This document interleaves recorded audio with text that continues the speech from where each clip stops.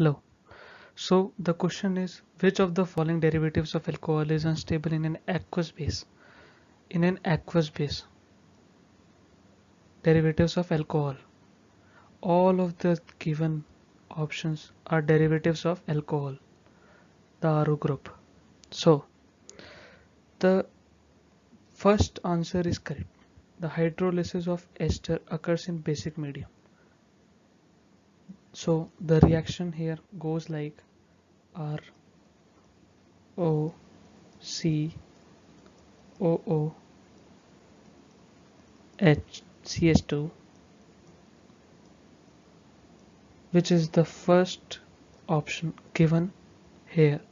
So when we put in an aqueous base, what is an aqueous base? An aqueous base contain OH negative ions with water because it is an aqueous solution. So what happens there now? The RCO bond get displaced.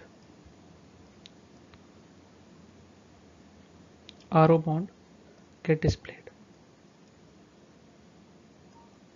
and here the whole bond also could get displaced,